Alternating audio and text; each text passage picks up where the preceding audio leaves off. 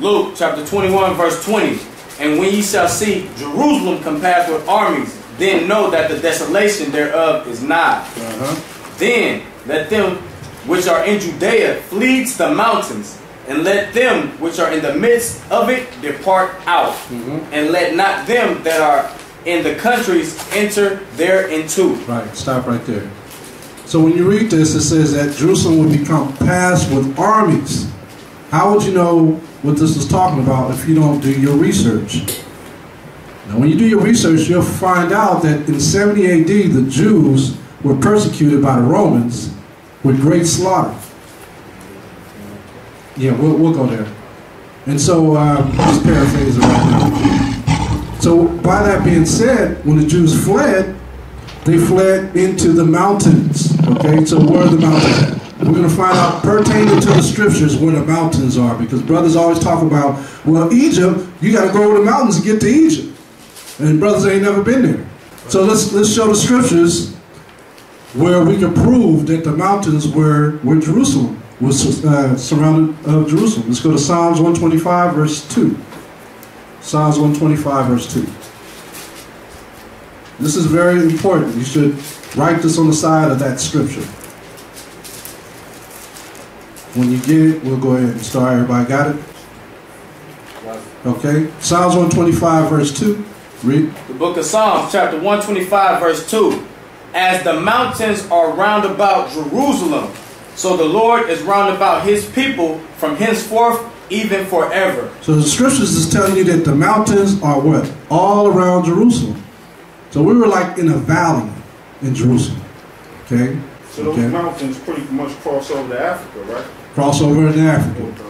So when you remember the story of Joseph, it said, fleeing to Egypt, guess what he had to go through? He had to go over the mountains. Even when you watch Esau's movies, and they show the pilgrimage of Joseph going back to Egypt, they show him climbing mountains. You know? I think it's the Nativity. If you see that movie, the Nativity, Joseph was climbing over mountains, and he got to the top of the mountain. There was a snake there, and they symbolized that snake as Satan, waiting on him. You know, when Yahushua went in the mountains, right? And when he went in the wilderness, he was in the mountains. Satan took him up on a high mountain, right? So that's how you understand the scriptures through precepts. Psalms 125 and 2 tells you that it was encompassed around mountains. So let's go back to Luke 21.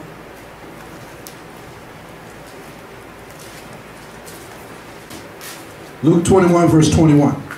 Read it again from the top. Luke chapter 21 verse 21. Then let them which are in Judea flee to the mountains, and let them that which are in the midst of it depart out, and let not them that are in the countries enter thereinto.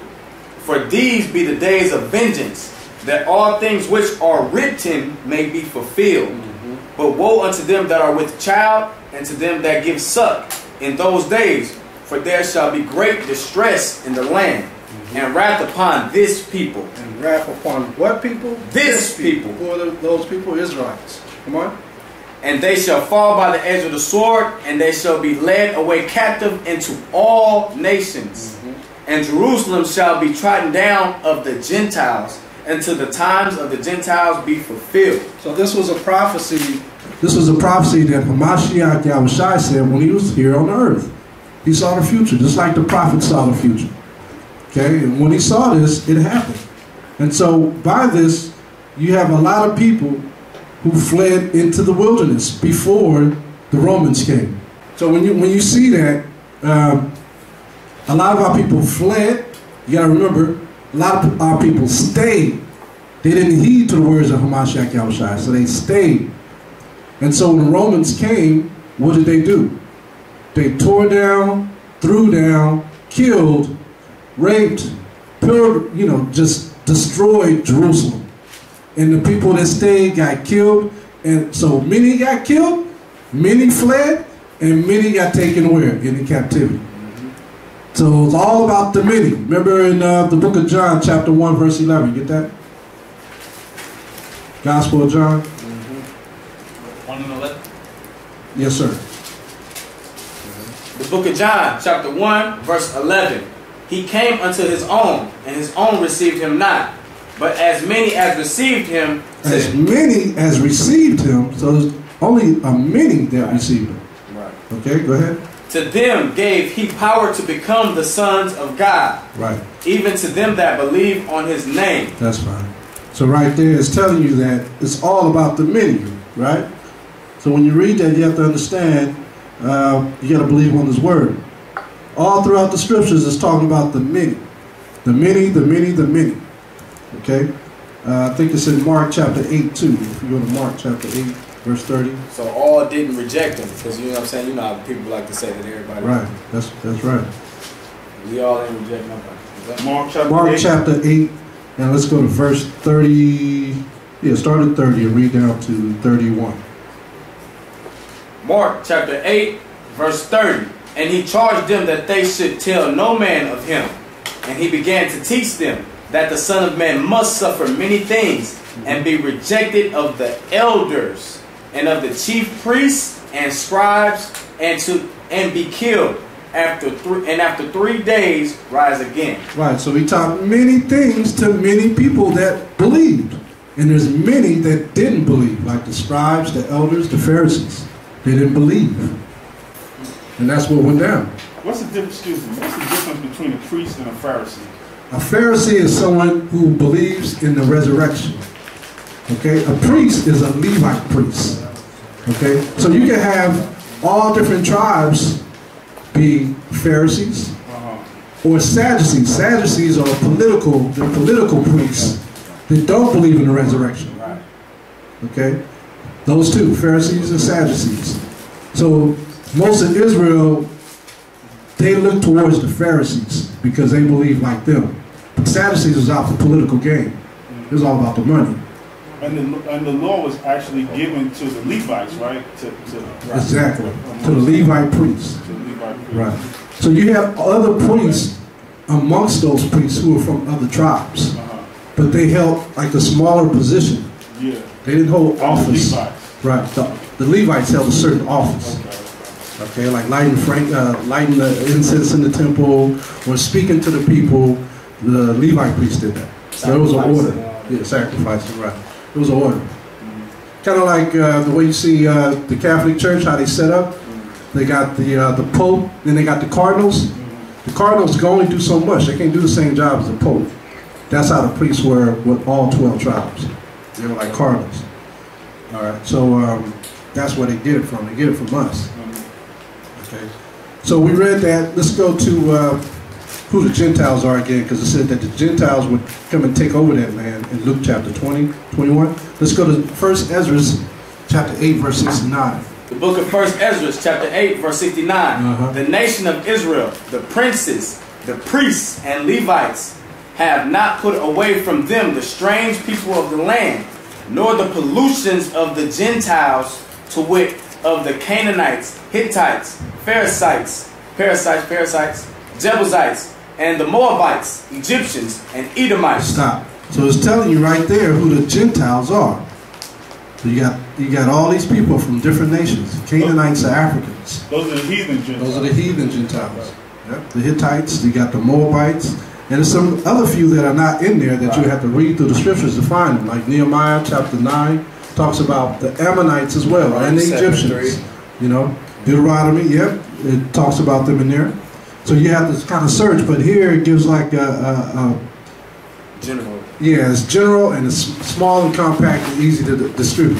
So I brought this out just for that reason. And by reading this, you have to understand, you know, when brothers say that all the people in Africa are Israelites, you got to remember, we dwelt amongst the Egyptians and the Ethiopians. They were not Israelites.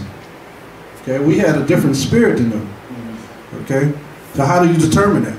You know, when you go amongst the Hamitic people, they were different. They act different. You can see it like right now. Right.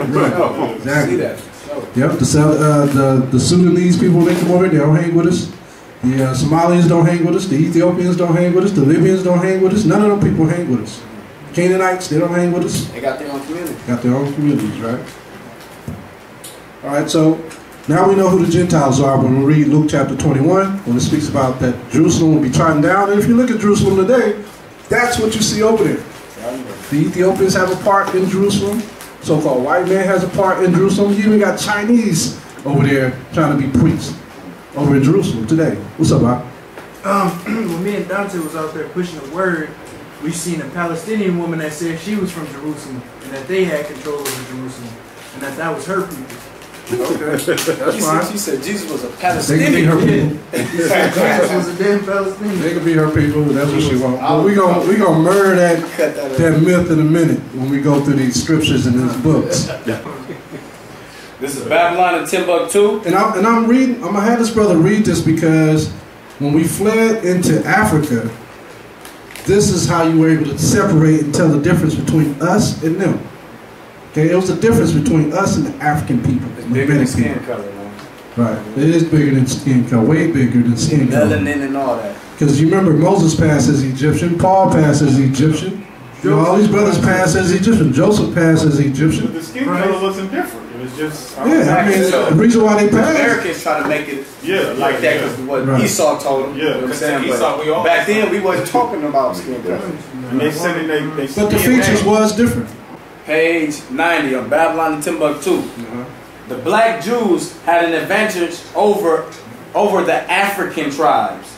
They carried their culture, history, laws, and written records with them. This assured them that constant precedent for the development of higher social organization. Because of the stability of the black Jewish culture, Israelite, the Jews were not absorbed into the autochthonous population. All right, so stop right Wasn't there. absorbed into that. They wasn't absorbed. Let's find out that it's absorbing. Let's see if they was different or not. If they look different. Because when Esau came and got us, he said we looked a little different from everybody else. Autochthonous lifestyle? It's Population in that. it's a population, and it's like the port over here runs on its own. The port of Oakland. It's an autonomous nation. Okay. It don't need Oakland to support it. Yeah, it's self-running. Yeah, self-running. Right, and that's how we were. Okay. So it said that we wasn't absorbed into the other nations, right? So if we was around all Africans, then, you know, for the white man to come over there, he saw us as being all the same, but he knew we weren't the same. We had different features than the Hamitic people. We look different. Okay? Right. So I'm gonna have this brother read this book. It's called Black Haiti. Some of you may have seen this before. It's called Black Haiti. It was written a while back. Maybe in the early 1900s. Let's see. Who's the author? The author is Blair Niles, Robert Niles. So it's a reprint. It's a reprint here. We'll let you take a picture of the book if you want. Yeah, I'll put it down. That way they save you. That way you ain't. Okay, so it was copyrighted in 1926. Illustrations copyrighted in 1925. Write down the page. That way you know what page to go to. So I'm gonna have this brother go to the footnote here and go to what page is that? Page 113. Okay. So I'm gonna have the brother read the second and the third paragraph that's highlighted here. Paragraph 2. The slaves imported from Africa had come from the Gold Coast, the Ivory Coast, and the coast of Angola. So they're telling you where they came from, the west coast of Africa. Come on. Angola, and the Slave Coast, all the way from the Gulf of Guinea to the Cape of Good Hope. They represented most of the tribes of that dark and mysterious They continent. represented most. It's like the Bible said many, it said most of those people there. Go ahead. Some were said to be descendants of Jews mixed with Negroes. Okay, that's where they went wrong, mixed with Negroes. See, the white men try to figure it out. Like, why their features look different from the rest of the, you know what I'm saying? They try to figure it out. Come on. These were tall, well-built men whose features had an Caucasian cast and whose language was clearly Semitic in character. All right, so they can't believe that you got black people leaving West Africa looking prettier and handsomer than they are. You know? This is like you go to the Sahara Desert, you find brothers there, they just look different. They're just beautiful people. That's why they related them to Caucasian. They got a Caucasian cast. Right. Oh, okay. So the cast is your built, the way you build, like you're molded. So they said they look more, because you go to certain parts of Africa, you got little, what you call the little people, the pygmy Africans. They didn't look like them. You know, then you had the Hamitic people, big nose, tall. They didn't look like them. But they see us, they're like, man, some handsome people. Yeah, hold on. Smooth brothers. Right. Plain brothers. So that's telling you that some Israelites might have straight hair though, huh? You know what I'm saying? Yeah, man. Yeah, I mean, the scriptures is plain. It tells us that Israel is from light shade of brown to darkest shade of brown, right? And so, you know, we come from different. We come from all these different backgrounds. Some people. About the scriptures. Oh, okay. Thank you. All right. Is there more in that? Okay. So when you read this, see, when you read certain books, Esau, the so-called white man, tells on himself. He'll tell you what they look like. He'll tell you the regions.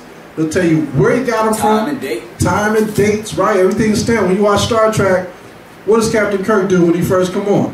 Captain's log, star date, blah, blah, blah, 521. Captain's log, star date 4525.6. A small disturbance between the Klingon crew and members of the Enterprise crew has broken out aboard Space Station K7. I am forced to cancel shore leave for both ships. This is what we're experiencing. Same thing happened in those days. Tells the history. Tells the Basically whole tells history. on itself. Right. The scriptures tell Because- you don't tell on himself. Well, the reason why he does that, let me tell you why he does that. If there is a crime that occurs, and there is a, you know, there's, let's say a bank been robbed, right? And then you got 2 cop cars that pull up. What's the first thing that they're going to do? Suspect is driving this type of car. We have witnesses who said they seen the suspect wearing a hat, this, blah, blah, blah, right? So he reports it to protect himself just in case something happens. That's why they always come for each other afterwards. Esau. They always come back to find out what happened, you know? And they do their crime scene. Well, that's why they record things, to protect themselves. So even in those days, that's why I listen to some brothers who are like, well, I don't believe what the white man said. But he's recording everything because that's his protection. You know what I mean? He's protecting himself by doing it. And so that's why he says, well, they came from the Ivory Coast. They came from this coast. They came from the Guinea Coast. This is what they look like. They look like the Jews. You know what I'm saying? That way you can make a difference between them and the other people. So around that time that book was written, right? Uh-huh. How did the white man actually know? They knew they was different by their physical, but how did they know they was Jews? By the customs. Oh, okay. Yeah, we gonna go there. I'm just trying to hold on. So we'll go back. Yeah, you did say that. Yeah. We'll go back to Babylon and Timbuktu. You can close Black Haiti up. And notice it says Black Haiti, so a lot of our brothers and sisters went to Black Haiti. They went to Haiti. Which means high hell waters. Or hell mountains. That's what it really means. All right? Mountains of hell. Because they was getting their butts kicked when they went over there. Page 90. All right. Okay. Finish Start up. off with that or, Where you left off at. So we're going back to Babylon and Timbuktu. We're going to page 9. What is that? Page 90. And the brother's starting where he left off at. Page 90. In fact, the Jews absorbed some of the native tribes. The Jews made use of every opportunity, and they were industrious and skillful people. In the Jewish Ghanaian states were found kings, princes, governors, generals, secretaries, treasurers, revenue agents, judges, architects, engineers, doctors, historians, language interpreters, mathematicians, jewelers, sculptors, masons, carpenters, painters of art, goldsmiths, leatherworkers, potters, armorers, saddlers, blacksmiths, agriculturists, etc. All right, so what we're dealing with here are those who fled to Africa, and this is what they brought from the lands of the Mediterranean, from the Mesopotamia place. You know, all their traits, all their trades, all their talents. They was in Egypt. They learned a lot in Egypt. They learned a lot before they got to Egypt. And guess what? That was before Black Wall Street. So just to show our people, that was way before Black Wall Street. My question was, you mentioned before Joseph. That's always plagued my mind. Where is Joseph among the 12 tribes? Like Ephraim and Manasseh. So he's Ephraim. That's split into two. Yeah. That's split to two. So Joseph, you got to read the book of Genesis. In the book of Genesis, Joseph had 2 sons. His 2 sons was Ephraim and Manasseh. His wife was actually an Egyptian woman. Okay, so Ephraim and Manasseh became 2 great nations. They took the place of Joseph and Dan. So Joseph is still there, but he's within his 2 sons. They carry his name. So what happened to Dan? With his children. What's that? What happened to Dan? We just talked about that a while back. So Dan went into Europe, Dan went into the islands, and Dan got taken out. If you watch the Diaspora, we went over that a couple weeks ago about how. So safe to say Dan is extinct? No. No, he's not extinct. He's mingled in with, With the tribes. So much that you don't even You gotta know read who his he is. prophecy. So when you read this book, it talks about the tribe of Dan. From Columbus to Cash. Yeah. Yeah, it goes into it. We brought this out. I brought this by accident, but I guess it was for you. Maybe to bring it. Yeah. So we went over this already, but they were the Aborigine people that came with the rest of the tribes. Yeah, I understand all the tribes. Dan. So when we say the 10 tribes came over here, Dan came with them too. He was part of it. Dan was also in Africa. He stayed with the Southern Kingdom. You know, just because you hear 10 tribes came to America, or the 10 tribes left early, went to India, it doesn't mean that all of them left. It's like we read in the scriptures, it says, and many believed, and many did not believe. Right? So you have many that stayed, and many that left. And that's the way it was with all the 10 tribes, with the Southern Kingdom. So within the Southern Kingdom, you had portions of each tribe living amongst Judah, Benjamin, and Levi as well. Okay. But the scriptures, like I said, when you read Revelation, the Most High is only he's going to give you what he's going to give you. So that's why when you read Revelation, where it talks about the 12 gates, it's 12 gates only of the 12 tribes' names. So we asking where Dan, the Most High is going to tell you what Dan is. We know Dan is mixed in with the tribes, but we can't question well, Most High, where is he? You know what I mean? So he's going to give you what he's going to give you. Dan was not on the gates. No. Okay. But we know Dan is mixed in with the tribes, but the Most High only give us what we need to know. He's not going to explain to us where he at. Dan was the #1 guy that went off in 1 Kings chapter 12. Yeah, when they started building those idols. He was one of the first ones. And he was the one that was steering them. No, not Samson. Not Samson. He was from the tribe of Dan. Right. But this is during the days of Solomon. Okay. All right. After Solomon, his sons were Jeroboam, ruling. Jeroboam, Rehoboam. When you read 1 Kings chapter 12, they're the ones who said, let's build these idols. And, you know, they caused all the tribes to go off based on that. That's why the Most High got mad. Never forgot that. Yeah. Never forgot. That's why Most High he ain't going to explain. He ain't going to explain. He was take you out. Right. But I'm sure we're going to see Samson in the kingdom though. There's a scripture there's a scripture that talks about Dan went into the land of Europe too, in the Bible. In the book of Maccabees, I believe. You know, I brought that out a couple of weeks too. Where he hooked up with Javan. Did they even claim Israel? Like once they went into the other lands, it's just like when we left Egypt, when we got to Israel, I'm Egyptian, man. It's just like us here in America. If you go from Oakland to Atlanta, people say, where you from? Where are you going to say? Oakland. New York. Or New York. You know what I'm saying? Yeah. Well, that's how it was. You know, most of our people, they knew they were Israelites, but when it came to boasting, I'm Egyptian. You know, that was the most powerful place. Yeah, I know what you're saying. You know, and that's how it was. Well, the Paul said he was when that time came. Yeah. He said he was a Roman. Roman I'm citizen. a Roman citizen. I'm a Roman. There's power. Power behind the name. You know what I'm saying? Yeah. So let's get back to the script. So let's go to Matthew 26 and verse 31.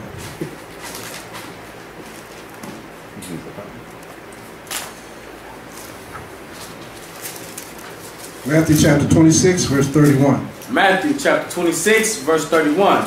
Then saith Jesus unto them, all ye shall be offended because of me this night. For it is written, I will smite the shepherd, and the sheep of my flock shall be scattered abroad. So he's telling our people they're going to be scattered abroad, all the 12 tribes.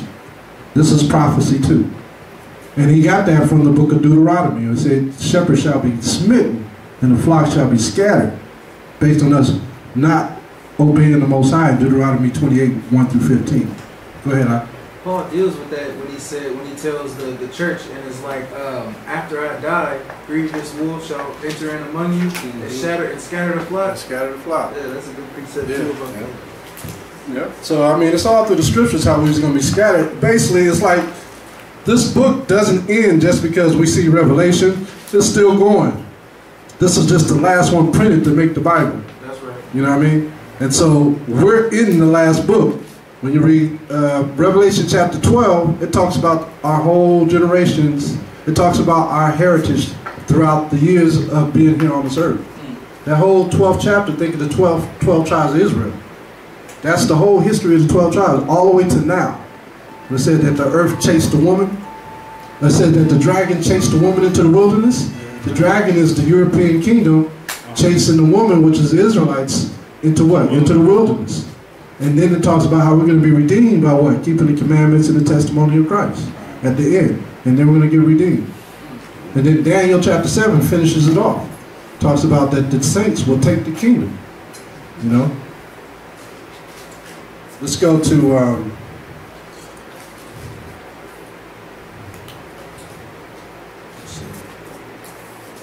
so what we got to understand is when we're dealing with those who fled, those who went into captivity, and those who were acting like the Hamitic race in Africa, that's the whole story about us right now.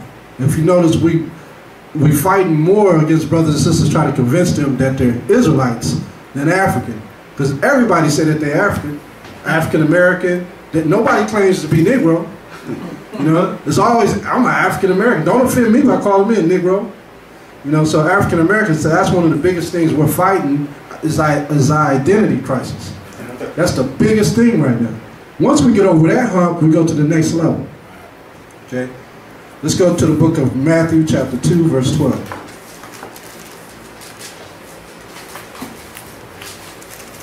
Book of Matthew chapter 2, verse 12. And being warned of God in a dream that they should not return to Herod, they departed into their own country another way. These are the wise men. They went another way after talking to Herod.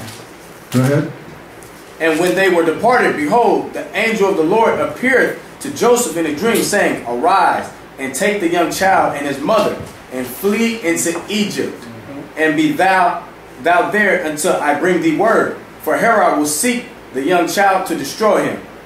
When he arose, he took the young child and his mother by night and departed into Egypt, and was there until the death of Herod, that it might be fulfilled which was spoken of by the Lord by the prophet, saying, Out of Egypt have I called my son. Out of Egypt, see that Egypt, we're constantly talking back and forth with Egypt. So a lot of brothers see that and be like, see, it says that the Egyptians were his son. I know. Not understanding that the Israelites were dwelling there, he was calling out of Egypt his sons. Which were the Israelites. It's a prophecy. It had to be fulfilled. Exodus 4 and 22. Oh yeah, all day long. Yeah. All day long. And after all these hints, right? Right. That the Most High showed you in the Bible that Jesus was a black man. All these. You know, they still got him portrayed, and they're keeping that. Right. Well, they ain't gonna do it, and we're gonna get into that too. That's crazy, right? All these hints, like bam. So are you going to Egypt? Imagine a device that ain't gonna work. Right. Precept, man. So when we see that Joseph fled into Egypt, we understand that other people fled into Egypt. Right. So when we read, right, let's go to the book of Acts. Book of Acts. Acts chapter 2, verse 1. Acts chapter 2, verse 1. And when the day of Pentecost was fully come, they were all with one accord in one place. All right, so this is the day of Pentecost. The Israelites were supposed to report there 3 times a year. Pentecost is one of those feast days that we reported. If you need the answer to that, you can go to Deuteronomy chapter 16, verse 16, and I'll explain to you. So we'll read on, jump down to the 8th verse. Verse 8. And here we, every man in our own tongue. And how hear we, every man in our own tongue? Go ahead. And how hear we, every man in our own tongue, wherein we were born, Parthians and Medes and Elamites, and the dwellers in Mesopotamia, and in Judea, and in Cappadocia, in Pontus, and in Asia, and in Pygira, and Pamphylia in Egypt, and in parts of Libya about Cyrene, and strangers of Rome, Jews and proselytes. You can stop right there. So it mentions these African continents, right? It mentions Egypt, and it mentions parts of Libya. Now, when it says parts of Libya, how many of us know what Libya covered back then? It says parts of Libya. How come it say parts of Egypt? I should be telling you something. When it says parts, it's telling you that this place was huge. Parts. So they wasn't calling the Romans and the Greeks were not calling Africa Africa at this time. Right. They were calling it Libya. Yeah. The whole continent of northern Africa was called Libya because they hadn't explored down into southern Africa or southwest Africa. They hadn't explored down there yet, the Greeks and the Romans. So what are proselytes? Proselytes are those who convert. Okay. Yeah, those are converts. Remember how when I read in Deuteronomy, Babylon Timbuktu, he said we didn't absorb into their culture, but they absorbed into ours. Those are converts. So a Jewish person can be a proselyte? Yeah, they're converts. They're converts. They're converts. Okay. Can they participate in everything we do? No. No. Now they can do some things like keep the commandments. And that's it. That's it. They can't help us build Israel. Yeah. You know, they're not going to get the promises. When you read Romans chapter 9, where Paul talks about these were given to the Israelites, the promises, the adoption, all of that stuff, that belongs to the They have no Israelites. authority over the scriptures. You know what I'm saying? So if they shouldn't be teaching the scriptures. Yeah, the Gentiles, To get in order. their spirit is, once they try to become us, they have a spirit to try to take over us. If you notice, it's like that everywhere, with our inventions, with our songs, our music, our sports. You try to take You over. don't get no credit. Yeah, you will not get any credit. Take every last break. Right. That's right. And that's just their spirit. Like all the grapes. All right. All the Let's go back to Babylon Timbuktu. So I read that too, also for you to see that we had brothers and sisters dwelling in Egypt during that time. Time of Paul.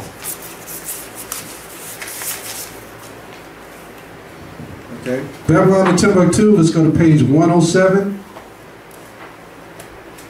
And let's go to paragraph 4.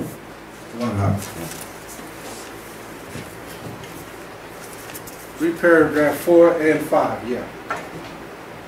Ptolemy Soter of Egypt conquered Syria and Phoenicia. Okay, so it's talking about the Grecians. Okay, Ptolemy was one of Alexander the Greek's main men. Out of his 4 men, he was one of the greatest men of Alexander's lieutenants, and so he took over Egypt. Go ahead. Deporting more than 100,000 Hebrews. The Persian king Cambyses, and previously sanctioned the colonization of Hebrews in Egypt. During the wars of the Maccabees, thousands of Hebrews became slaves and exiles. Ptolemy Lanthorus captured 10,000 slaves from the region of the Sea of Galilee. The kings of Egypt, Psamtik I, the first, and Psamtik II, used Israelite garrisons. Stop. So it says that he used Israelite garrisons. You know what a garrison is? Prison camp. Neighborhood. Nah, garrison. You know what a garrison is? Prison camp, man. Get him. Somebody look up the word garrison for me. I got you. Let's make sure. Okay. Let's make sure for people. Fine garrison. You already looked it up already. Bring it out, huh? A garrison. The troops stationed in a fortress or town to defend it. Oh, okay. Troops or militia. Okay, so the A garrison. body of troops. What is it? Read it again. huh? Post, especially a permanent military installation. A troop stationed at a garrison. Okay. So partial, right? Read that again. Troops stationed in a fortress or town to defend it. Okay. So it's like a brigade, a fort. Yeah, it's like an army brigade. Hold down our stuff. So they took over our forts to fight against our enemies and their enemies, right? Go ahead, Al. Used Israelite garrisons on the Egyptian borders near Libya. The wars with Rome compelled hundreds of thousands more to escape into North Africa. See that? So all the wars of Rome caused our people to work, go into Africa. Come on. During the Punic Wars and after, North Africa contained a large Hebrew population. Hear that? This Hebrew population made converts and intermarried with the Canaanites and the native Africans. So you had some brothers that went in and had, you know, crushes on these Canaanite Hamitic women like Samson. Samson loved the Philistine. They were cousins of the Egyptians. So these were also beautiful people during that time. So what type of people are the Canaanites? Nelson Mandela type people. Okay, South Africa. South African people. Those are Canaanites. And it said it was two names, Canaanites and what? And Native Africans. And the Native Africans. Mm-hmm. Like, what's the difference? So Native Africans, you got all these different families. So you got the Egyptians, you got the Libyans. Okay. You know, our people was married the Libyans. They was married the Egyptians. Well, what I'm saying is, Canaanites and it's like different African tribes, like Canaanites, Hittites. I understand. I understand that. Canaanites and the Africans. They're the same people. Right. Yeah, but he's getting his information from the Edomites. Okay. And for a lack of understanding, I mean, not for a lack of understanding, but for time's sake, he's putting it in there very small. Because if he were to list them all, he'd be there all day. So he's just listing what we're familiar with. He's pointing out something big. Yeah. Is that good? It's cool. Okay. I just want you to understand. Go ahead. To touch on that, the reason why he said Native Africans is to show you that he's talking about the Hamites and not the Romans that's mingled in with them at that time. Okay, so native meaning that the people, not just those who would label themselves as what the land is called. So Nelson Mandela mixing with Romans? No, because we just read about Ptolemy, correct? So Ptolemy was an Edomite, and he was ruling over Egypt, and there was a bunch of other nations that was living there amongst them as part of the old Greek Empire. Okay. So it was a bunch of Edomites. So he said Native Africans to show you that it's talking about the actual people instead of the people that came to dwell over there. Okay. That was it. That was it? Yeah. Okay. So when we hear about all this, we're seeing that the Israelites were dwelling in Egypt, they were fighting against Egyptians, and they were also running from these other nations to get away from them by going to South Africa, Libya, for example. You know, so this is where they were going. So that's Babylon and Timbuktu. Go to page 104 and go to the second paragraph. Page 104, second paragraph. This might explain a little better. Go ahead. Paragraph 2 of page 104. Herodias. That's right. Yeah, Herodotus says there are 4 nations in Africa. 2 are indigenous. 2 are indigenous, right. Like we say, Aborigines, Native Africans. Come on. Ethiopians and Libyans. The Phoenicians and Greeks are newcomers. The Phoenicians and Greeks, babies. Come on. Herodias considered all the North African tribes to be Libyans and all the Africans below the Sahara to be called Ethiopians. So he was calling them Libyans, not Africans. Herodias, this is a white man. Okay, come on. These are his 2 indigenous nations in Africa. The original inhabitants of North Africa were Hamites. Hamites, Hamitic men. These Hamites were black like the Egyptians, and this point has been proven by Herodotus. So he's claiming a resource from the Greek Empire and the Roman Empire, that this is what he saw. So he left a record behind too. Let's go to Deuteronomy chapter 28, verse 37. Favorite scripture now? Where we at? Deuteronomy 28, chapter 28, verse 37. Book of Deuteronomy chapter 28, verse 37. And thou shalt become an astonishment. Hold on, wait for everybody to get there. Everybody there? Deuteronomy 28, 37. I'm gonna edit it. Okay. Deuteronomy chapter 28, verse 37.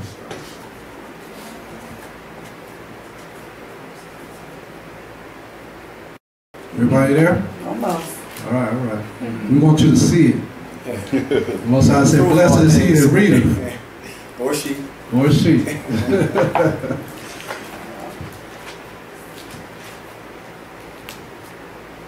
28, 37. Yes, ma'am.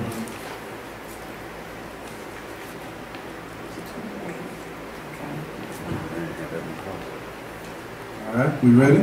Yeah. All right, go ahead. Deuteronomy chapter 28, verse 37. And thou shalt become an astonishment, a proverb, and a byword among all nations whither the Lord shall lead thee. So astonishment, that's a big one. And they say, brother, they're astonished at you. Like, wow, like I told you when I went to the island. They were astonished to see me. Like, what you doing way over here on the island? The so-called white men.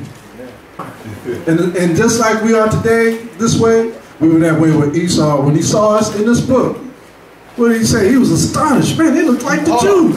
Wait a minute, they got features like us. Look at their caste system. They're handsome. You know what I mean? They look like boxers. You know? Strong men. Muscles everywhere. Muscle bound, you know? Yeah. Let's go, man. Let's go read that again. Deuteronomy 28:37. Deuteronomy chapter 28, verse 37. And thou shalt become an astonishment, a proverb, and a byword among all nations whither the Lord shall lead thee. Where he shall lead us. That's talking about us. Let's go to Jeremiah 17:4. The book of Jeremiah.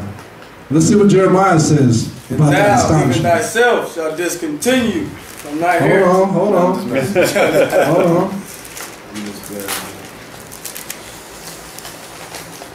Jeremiah chapter 17, verse 4.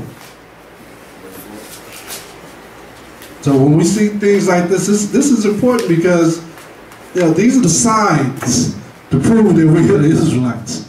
All these signs and things that stick out. These are like, things that people abhor. Yeah, undeniably we are the Israelites. 28:42, Deuteronomy, where it says. All day. Right. All day. All right. Jeremiah chapter 17, verse 4. Go ahead, Op. Jeremiah chapter 17, verse 4. And thou, even thyself, shalt discontinue from thy heritage that I gave thee, and I will cause thee to serve thine enemies in the land which thou knowest not. So this is us again. So this is a prophecy. Now Jeremiah was a prophet. That meant that the Most High gave Jeremiah prophecies of the future. So Jeremiah's prophesying not about that generation that went into captivity then. He's talking about a future generation. Talking about us being scattered. Okay? And now this is us. We don't know who we are. Okay? So let's see more research. Give me the black image in the white mind. The black image in the white mind. And quote the author of this book. The author of this book is George M. Fredrickson. Okay, we're going to go to page 74. And we're going to read paragraph 3. The originator? Yeah. Paragraph 3. Read all the highlighted version. Go ahead.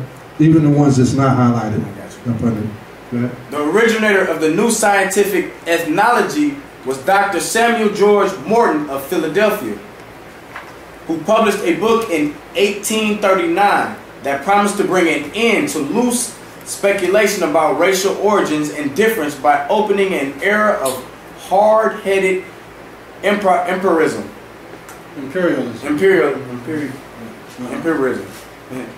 Morton's Crania Americana was the result of years collecting and examining human skulls. Stop. So it says years of examining human skulls. That means every day this dude is looking at this skull. Years. Trying to figure it out. Every day. Think how long you've been in the truth. Or, some of y'all been in the truth for a while. Just think about that. How often do you look at the scriptures? Every day. This man was looking at skulls every day. Trying to figure out the difference between the white man's skull, the black man's skull. African skull? African skull. But Israelite skull. Imagine that. It's like looking at a basketball all day. You ain't going to change. Right? He's really looking at the different research. They'll deflate, right? Django Unchained, where they were sitting at the table and the dude cut the skull open. Right. And I was like, this is the difference between the nigga skull and the what's the name? That was a movie? Django. Django, that's right. I haven't seen that yet. Okay. So I'm going to have the brother keep reading. Go ahead. As he gathered and studied the crania of different types of men, Morton became aware of the differences between white, Indian, and Negro skulls. Stop. So he says this man was studying white, Negro, and Indian skulls. Why those three? Asians, so-called Israelites, so-called Edomites. Say that again? Asian, that's where you get Asianoid, Mongoloid, Caucasoid. That's where you get that from, right? Yeah, but he was studying specifically white, Tribe. Indian, and Negro. Oh, the tribes. Yeah. Oh, what are you talking about? No, I was saying that's where you get, because Esau, they got, in science, they categorize men as Mongoloid, Caucasoid, and so-called Negroes. Right. No, he was trying to make a difference between the white race versus the black and the Indian race. Right, yeah. Yeah, in this one. So when we see this, go to this book real quick and we'll come right back to what we just read. It just popped up in my mind thinking about it. We're going to Lost Tribes and Promised Lands is the name of this book. And Lost Tribes and Promised Lands by Ronald Sanders, page 364. Just read that highlight version at the top. Different authors. These are not the same people. Totally different. Different years. One was in 1864. This one was in like 17th century. What page was that? 364. Go ahead. Blessed be the name of the Lord, who has not made me an idolater, a barbarian, a Negro, and Indian. See that? So this white man is boasting, saying, thank God he didn't make me a black man, a Negro. He didn't say black, he said a Negro specifically. Yeah. Or an Indian. Because they knew about the Hamitic race. Right. Okay? Not a Negro or an Indian. Keep going. When suddenly be stopped, those Indians, he told himself, they are Hebrews. They are Hebrews. He said, wait a minute, these Indians are Hebrews. What am I talking about? They're Hebrews based on what I've seen. Okay? Now go back to the black image. This is when he came over to the Americans? This is when he came over to the Americans. He said, they are Hebrews. So that's one scientist, one scholar, one researcher, one anthropologist. Let's read with this one. Jump back, read that again about the white, black, and Indian. Okay. As he gathered and studied the crania of different types of men, skulls of different types of men, Morton became aware of the differences between white, Indian, and Negro skulls. Same thing. And of the fact that the ancient crania from a given race did not seem to differ from those that are those of their modern descendants. So they didn't differ from the modern descendants. Come on. Morton concluded that the races had always had the same physical characteristics. That's a lie, right? Is it a lie? Yeah. Okay, come on. And by implication, the same mental qualities. Okay, come on. In the 1840s, Morton collaborated with George R. Gliddon.